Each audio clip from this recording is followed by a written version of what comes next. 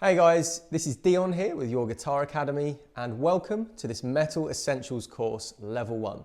So I'm really excited to take you guys through everything that you're going to need to know to really get your foot in the door and get started with this awesome style. So in this first unit, it's just going to be a bit of a primer to talk to you about some of the key techniques and also some of the key bits of gear that you're going to need to really get the ball rolling with this type of music. So in the first lesson, I just want to chat a bit about the key techniques.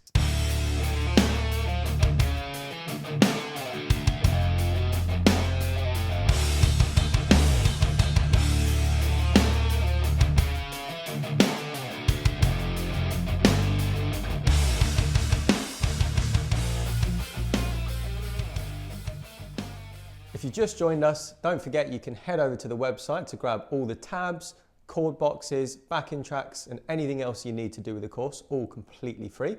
And also, don't forget to hit the subscribe button and the like button and leave us a comment and we can have a chat. Okay, so let's talk through this point by point. So I first want to start off talking about the pick and the picking hand. Okay, so generally, you're going to want to use, for this style, quite a thick and rigid pick. Okay, and that's because we want to generate quite a bit of attack on the strings, and you can get much more attack if the pick doesn't flex. Okay, so once you can hit the strings a bit harder, and it also allows you to be a bit more accurate.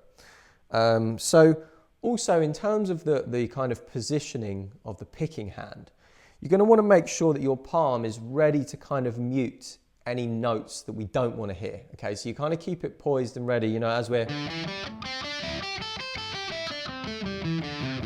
as I'm moving down the strings there, my palm is covering these lower strings here and it's allowing them to, you know, not to ring out.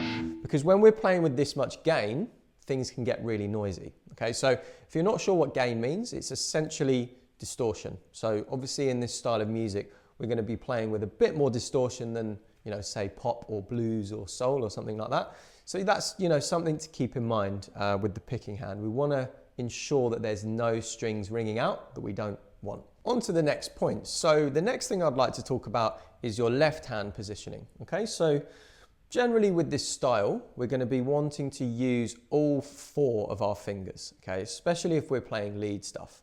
So with that said, there's not going to be as much kind of bringing our thumb over as there is in, you know, say if you're playing blues or something like that, when you're reaching for bends. So you're going to want to keep the thumb behind the neck, you know, pretty exclusively. Obviously there will be instances where it does come over, but what that does is it allows us to you know, fully stretch out all four of our fingers and maintain, you know, precision and accuracy.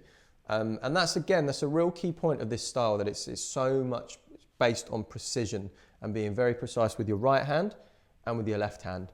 And again, we'll obviously be covering that in much more detail as we work through each of the units. So yeah, just to reiterate, another thing as well, try not to bend your wrist too much, okay? So you want to have your thumb behind, but you don't want to be bending your wrist at a kind of right angle. So you want to have, small bend is fine, but just nice and relaxed, and that goes for the picking hand as well. Relaxed and precise at all times. Do remember that we're going to be covering, you know, in each unit, covering these points in much more detail. So don't worry about, you know, trying this all out just yet. This is more just a kind of general overview to get you in the right headspace.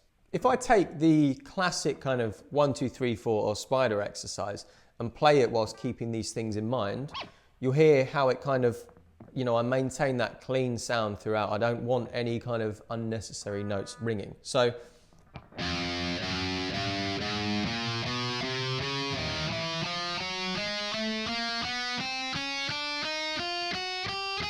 if you were looking at my left hand there, you see the thumb was behind the, you know, quite behind the neck at all times.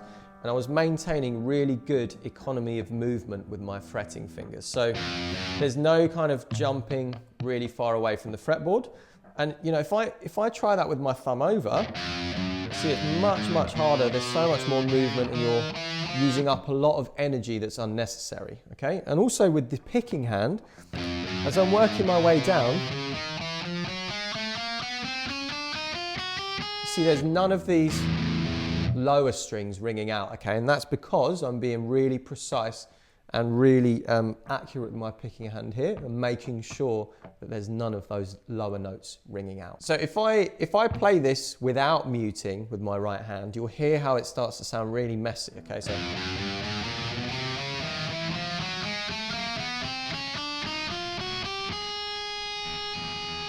you hear there's some of those lower notes that are just generating some of those overtones, all right? But now with the muting,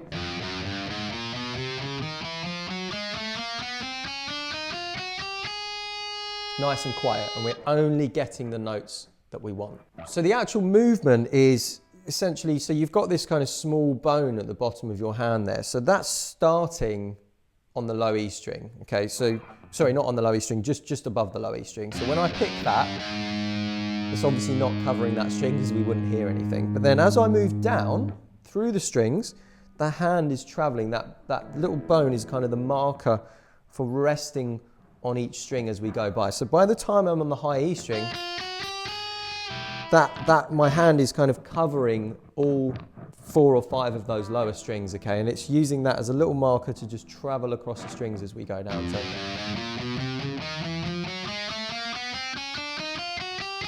it's a very subtle movement. It's kind of hard to see on camera, but you should feel that bone against the strings as you're moving down like that. And it's, as I say, just keeps it nice and clean when we're playing with this high gain. It's really, really important in this style of music to try and maintain a relaxed feel whilst you're playing. So I don't mean mentally, I mean physically. So, well, mentally as well, I guess, you know.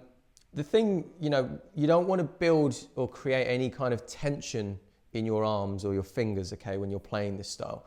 So when we do a bit of the down picking stuff in the next unit, you might feel initially that your picking hand feels really tense and really kind of rigid and tight, okay? So we want to avoid that. So let me just show you one thing, if I can roll this sleeve up a bit. So there's a muscle or kind of a tendon in your forearm here that you'll notice if you're playing in a really kind of rigid way, you'll feel it tensing up. So if you look there, you see it's kind of at the top of the arm there, okay? And what that is that's just me really tensing up my whole arm and generating the force through that. And what you'll feel it in your elbow, okay? The back of your elbow, that will feel really tight and really tense.